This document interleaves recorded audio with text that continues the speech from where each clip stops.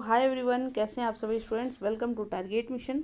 जितने भी student Pataliputra university, Lalit Narayan Mithila university या बिहार के कोई भी यूनिवर्सिटी के स्टूडेंट हों, आपके लिए चैनल बहुत हेल्पफुल है। जहाँ पे यूजी से लेकर पीजी तक और प्लस कंपटीशन ये सब आपको मिलेगा, वो भी बाइलिंगुअल यानी कि हिंदी प्लस इंग्लिश। और हमारे यहाँ बहुत अच्छे अच्छे टीचर हैं जो कि आपको 100% हेल्प करेंगे ही करेंगे आपके एजुकेशन में। तो अभी आप जितने भी स्टूडेंट सेकेंड सेमेस्टर वाले हैं, यहाँ पे देखिए प्लेलिस्ट बना हुआ है यूजी सेमेस्टर 1 और 2 कंप्लीट। यानी कि अगर आप सेकेंड सेमेस्टर के हैं तो यहाँ पे आप आइए, जैसे बीए, बीएससी, बीकॉम ये सब फर्स्ट सेमेस्टर का है। और एग्ज़ाम बूस्टर फर्स्ट सेमेस्टर आपका देखिए यहाँ से स्टार्ट है, बीए सेकेंड सेमेस्टर। और इसको इस पर जब क्लिक करिएगा तो और ये नीचे ओपन हो जाएगा। एक सेकेंड, जब इसको और यहाँ पे क्लिक करेंगे तो ये और जो है नीचे ओपन होगा। अपने फ़ोन पे देखिएगा, ये टैब पे है तो थोड़ा ज़्यादा दिख रहा है। फ़ोन पे नीचे करिएगा तो ओपन और हो जाएगा। यहाँ से आप प्लेलिस्ट देखिए, बीए के लिए, बीएससी सेकेंड सेमेस्टर के लिए, बीकॉम सेकेंड सेमेस्टर के लिए, एक ये एक्स्ट्रा सब्जेक्ट जो आप लोग का एईसी, एसीसी ये सब है। और यहाँ पे हमारा आता है एग्ज़ाम बूस्टर।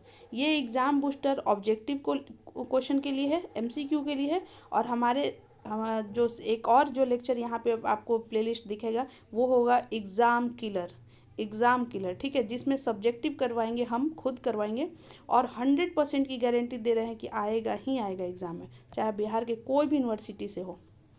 तो यहाँ पे जब ओपन करिएगा तो इसमें हमने सोशोलॉजी का ऑलरेडी ऑलरेडी देखिए 10 क्वेश्चन करना होता है, 10 क्वेश्चन करना होता है एग्ज़ाम में। तो हम क्या किए, हर यूनिट से 10-10 क्वेश्चन करवा दिए। इससे क्या होगा कि कम से कम 40-50 क्वेश्चन में, किसी में 15 भी करवाएं तो 40-50 क्वेश्चन मोर देन सफिशिएंट है 10 क्वेश्चन करने के लिए। इसमें टाइम वेस्ट भी नहीं होगा और ज़्यादा आपको लोड भी नहीं होगा, कोई परेशानी नहीं होगा। और अगर करवाया जाए तो एक एक टॉपिक पे 1-1 हज़ार क्वेश्चन करवाया जाएगा तो टाइम वेस्ट है, ठीक है। तो जो भी स्टूडेंट लेक्चर 3 तक नहीं देखे हैं, देखिए लेक्चर 1, यहाँ पे लेक्चर 1 है, इसके ऊपर लिखा हुआ है।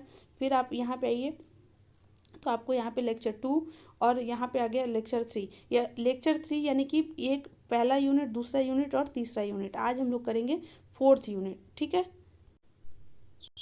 यहाँ पे देखिए हम लोग स्टार्ट कर रहे हैं फोर्थ यूनिट, और फोर्थ यूनिट है वुमेन एंड सोसाइटी, ठीक है।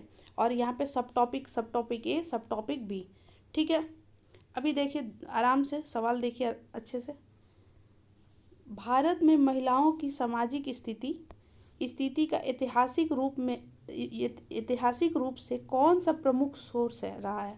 तो यानी कि what has historical been the primary source. देखिए कोई भी चीज़ अगर हम लोग पढ़ाई करते हैं तो उसका कोई ना कोई सोर्स होता है। जैसे अगर हम आपको सोशलॉजी पढ़ा रहे हैं तो सोशलॉजी का भी डिसिप्लिन एज ए इमर्ज हुआ है, तो इसका कुछ सोर्स होगा। इसका क्यों क्यों ज़रूरत हुआ सोशलॉजी का, इसका भी कुछ सोर्स होगा। तो कोई भी चीज़ को जानने के लिए एक उसका सोर्स होता है। समझ में आया?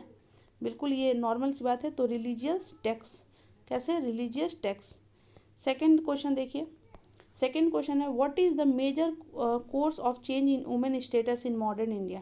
मॉडर्न इंडिया में मतलब ये जो महिलाएं हैं और आज की महिलाओं में, आज की मतलब आज का नहीं, आज का मतलब ये एक रेंज होता है, ये पहले का मतलब ये एक रेंज होता है। तो ये क्या डिफरेंस है, तो वुमेन के एजुकेशन में पहले अगर 5 भाई बहन हैं और उसमें से मान लो कि 4 बहन हैं और 1 भाई है, तो भी कौन पढ़ाई करेगा, भाई। बहन तो पढ़ने वाली नहीं है, मतलब क्या परिवार पढ़ाएगा ही नहीं। और आज भी मतलब आज इन द सेंस कि ऐसा नहीं कि 100% लड़कियां पढ़ाई करती हैं। अगर कोई घर है तो उसमें लड़के हो सकते हैं इंजीनियरिंग करने गए और लड़की एक पर्टिकुलर टाइम पढ़ी और बस यहाँ पे फिर शादी। तो ऐसा नहीं है, लेकिन हाँ इस ये जो ग्राफ है, इस ग्राफ में डिक्लाइन हुआ है। और अब जो है दोनों को प्रॉपर मौका मिल रहा है। अगर आप पढ़ाई करिए तो पढ़ना भी ज़रूरी है, ठीक है। थर्ड क्वेश्चन है what is the primary aim of women empowerment. Women empowerment का प्राइमरी एम क्या है। वुमेन एम्पावरमेंट आप लोग सुनते हैं यानी कि महिला सशक्तिकरण। इसका मुख्य उद्देश्य क्या है, self reliance and equal right, यानी कि आत्मनिर्भर बनिए और सम्मान अधिकार पाइए। आत्मनिर्भर बनिए यानी कि आप किसी के ऊपर बोझ मत बनिए, ठीक है। ऐसा नहीं होना चाहिए कि आप जीवन भर किसी से बस मांग ही रही हैं, ठीक है। अपने एक कपड़े के लिए, खाने के लिए, कुछ के लिए भी ऐसा नहीं होना चाहिए। आप अपना मतलब होता है ना कि आत्मनिर्भरता उसी को कहते हैं कि आप इतना कमाइए कि अपना कंप्लीट जो है जीरो से लेकर अगर इतना भी रुपया ज़रूरत हो या कोई भी चीज़ का ज़रूरत हो तो आप उसके लिए आत्मनिर्भर बनिए। और सम्मान अधिकार मिले, जहाँ पे मैन और वुमेन को दोनों को समान अधिकार मिले, ठीक है। क्वेश्चन नंबर 4, क्वेश्चन नंबर 4 देखिए, विच of the following is a factor of women empowerment. Women empowerment का फैक्टर, बहुत सारे फैक्टर होता है ना कि देखिए, जैसे मान लीजिए ये एक टैब है, तो इस टैब को सिर्फ एक टैब बनने के लिए बहुत सारे फैक्टर काम किए हैं, तब ये एक बन के एक टैब बना है। ठीक है, कोई भी चीज़ फैक्टर होता है। जैसे फॉर एग्जांपल मान लीजिए कि हमारा खुद का बॉडी है, तो हमारा खुद का बॉडी क्या है, बहुत सारे फैक्टर से बना है। हाथ है, पैर है, मुंह है, किडनी है, लीवर है, बहुत सारे फैक्टर हैं, तब जाके हम एक बॉडी बना हुआ है। तो ये होता है फैक्टर। तो वुमेन एम्पावरमेंट यानी कि महिला सशक्तिकरण बनाने के लिए एक कारक इसमें से क्या है, तो क्या चाइल्ड मैरिज कर दीजिए, बाल विवाह, तो क्या वुमेन एम्पावरमेंट होगा? Answer is no. तो यहाँ पोवर्टी, गरीबी रहेगा तो वुमेन एम्पावरमेंट हो जाएगा? नहीं। इनइक्वालिटी रहेगा, एक को इतना पढ़ाओ और एक को इतनी पढ़ाओ, तो क्या एम्पावरमेंट, वुमेन एम्पावरमेंट होगा? Answer is no. तो क्या रहेगा? तो होगा एजुकेशन। अगर एजुकेशन मिलेगा तो वुमेन एम्पावरमेंट होगा। ठीक है। Question number 5 which of the following contribute to improving the status of women. क्या इसमें से जो है कि कंट्रीब्यूट करेगा, यानी कि मतलब महिलाओं की स्थिति में सुधार में योगदान देगा? तो एजुकेशन और लीगल राइट। इसीलिए हम कहते हैं बार बार कि पढ़िए, पढ़ाइए। बड़े बड़े लोग क्यों कह के गए हैं कि क्यों B.R. अम्बेडकर सर का एक कोटेशन बहुत अच्छा है कि पढ़ाई एक ऐसा शेरनी का दूध है, जो पिएगा वो दहाड़ेगा। तो बिना पढ़ाई लगेगा कि अरे यार ये तो कोर्स है, क्यों पढ़ना है? जब तुम पढ़ोगे तो तुम्हारे दिमाग में जाएगा, जब तुम्हारे दिमाग में जाएगा तो थिंकिंग चेंज होगा, थिंकिंग चेंज होगा तो सब चीज़ों को देखने का नज़रिया बदलेगा। क्यों कोई कहता है, अच्छा एक बात बताओ, रुको थोड़ा सुन भी लो तुम लोग, कि क्यों लगता है कि चोरी हो जाएगा तो मज़ा आ जाएगा? भाई अगर तुम चोरी करोगे तो तुम अपने जीवन के साथ बर्बादी कर रहे हो। 4 साल चोरी करके पढ़ लो, जब 5वां साल में यहाँ से निकलना, तो यहाँ पे कंपटीशन के लिए ऐसे शेर बैठा हुआ है, और यहाँ पे इतने धुरंध लोग बैठे हुए हैं कि जो बच्चा इधर चोरी किया है ना 4 साल, उसका तो दिमाग ऐसे ही खोखला हो चुका है, वो समझने के योग्य ही नहीं है। तो यहाँ पे आके बस ख़त्म। तो यहाँ से बेरोजगारी चालू हो जाता है। ये नहीं कह रहे हैं कि बेरोजगारी इसके वजह से हो रहा है, बट ये बात आप सबको मालूम है कि क्यों कहा जाता है कि हमारे यहाँ डिग्री तो है बट रियल एजुकेशन नहीं है। तभी तो न्यू एजुकेशन पॉलिसी लाया गया। क्यों स्किल पे आज के टाइम में काम किया जा रहा है? बस इसीलिए कि आप जो हैं, अगर आपको इतना अच्छा से 4 साल का न्यू एजुकेशन पॉलिसी के तहत आपको सिलेबस बना कर दिया गया है, इतना खूबसूरत सिलेबस डिज़ाइन किया गया, तो उसको पढ़िए, उसको इतना अच्छा से पढ़िए, अपने कोर्स को पढ़ लीजिएगा ना, आप कोई भी कंपटीशन एग्ज़ाम का 50% पढ़ाई कर लीजिएगा, 50 के 70% पढ़ लीजिएगा। क्योंकि अगर कोई इंडियन, ये आप पढ़ रहे हैं सोशलॉजी, अगर आपको यूपीएससी देना है तो जीएस पेपर 1 में आता है इंडियन सोसाइटी, इंडियन सोसाइटी में यही पढ़ना है। अगर आप पढ़ लिए यहाँ पे सोशलॉजी, तो आप यूपीएससी में सोशलॉजी एज ए ऑप्शनल ले सकते हैं। अगर आप पढ़ लिए सोशलॉजी तो क्या करेंगे, बीपीएससी में ऑप्शनल होता है सोशलॉजी। तो कितना जगह सोशलॉजी का यूज है। ठीक है, तो प्लीज़ पढ़िए। क्वेश्चन नंबर 6 भारत में महिलाओं की स्थिति को सुधारने के लिए कौन सी योजना आरंभ की गई है? तो बेटी बचाओ और बेटी पढ़ाओ। ठीक है। Question number 7 what is the main feature of women empowerment? Self defence, नहीं सेल्फ डिपेंड, मतलब खुद, मतलब किसी आत्मनिर्भर है, हम किसी के ऊपर डिपेंड नहीं है। Question number 8 which of the following is not an indicator of women empowerment? Women empowerment का ये इंडिकेटर तो नहीं हो सकता। अब इंडिकेटर का मतलब क्या होता है?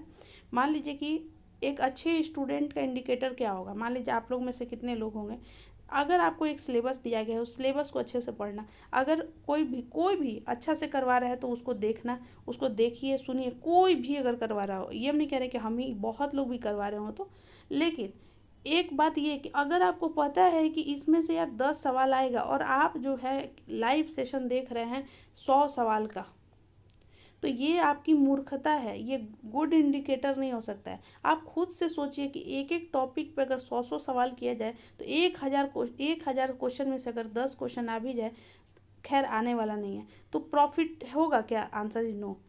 क्या बेस्ट तरीका होना चाहिए, इंडिकेटर होना चाहिए कि आप अपने सिलेबस को इतना अच्छे से कर लीजिए कि चाहे इसमें से सब्जेक्टिव पूछे, चाहे इसमें से ऑब्जेक्टिव पूछे। और हम इसमें क्या करवाते हैं, हम आपको यही करवाते हैं इंपॉर्टेंट टॉपिक। अगर वो इंपॉर्टेंट टॉपिक कोई करेगा तो उसका सब्जेक्टिव भी बनेगा और उसका ऑब्जेक्टिव बनेगा और वो टॉपर बनेगा। ये इंडिकेटर है। ये नहीं कि अगर सिलेबस दे दिया गया तो सिलेबस के हर लाइन को पढ़ना है, नहीं पढ़ना उतना डेप्थ। यूजी को यूजी जैसा पढ़िए और लेकिन उसको अच्छे से पढ़िए। अगर आप में इथिक्स है, वैल्यू एडेड कोर्स है, तो वो सबको भी पढ़ना एक इंडिकेटर है। तो देखिए डोमेस्टिक वायलेंस कभी भी इंडिकेटर नहीं हो सकता है वुमेन एम्पावरमेंट का। ठीक है। Question number 9। क्वेश्चन नंबर 9 क्या है, under which article does the Indian constitution provide equal right to women. Equal right to women कौन से आर्टिकल में है, तो 14। 14 में इक्वलिटी का सबके लिए अधिकार है। ये नहीं कहा गया कि वुमेन के लिए ही अधिकार है, लेकिन सबके लिए अधिकार जो है 14 में दिया गया है। ठीक, तो वुमेन का भी अधिकार इसमें आ जाएगा। क्वेश्चन नंबर 10, महिलाओं की स्थिति में बदलते पैटर्न में सबसे अधिक प्रभाव किसका रहा है, तो एजुकेशन और इकोनॉमिक इंडिपेंडेंस। अगर जो महिलाएं पढ़ाई की रहेंगी, पढ़ी लिखी रहेंगी, जॉब की रहेंगी, तो वो इकोनॉमिक क्या है, इंडिपेंडेंस है, मतलब वो किसी के ऊपर डिपेंड नहीं है। सो इस तरह से आप लोगों का ये जो टॉपिक ही था पूरी तरह से वुमेन एंड सोसाइटी, तो इसीलिए वुमेन और सोसाइटी को हम लोग बहुत अच्छे से 10 क्वेश्चन कर लिए। और इसी के साथ आपका sociology as a second semester का जो सिलेबस है मेजर माइनर एमडीसी, उसका 10-10 क्वेश्चन और 15-15 क्वेश्चन करके टोटल पूरे सोशोलॉजी को हमने 50 क्वेश्चन में कंप्लीट कर लिया। और हर यूनिट से 10-10 सवाल लगभग, या किसी में 15 सवाल, बस इससे ज़्यादा नहीं। सो अब इसके बाद आप लोग सब्जेक्टिव करिएगा। Thank you so much, wish you all the best. ये प्लेलिस्ट आपको डिस्क्रिप्शन बॉक्स में मिल जाएगा और ये पीडीएफ आपको टेलीग्राम के चैनल पर। Thank you.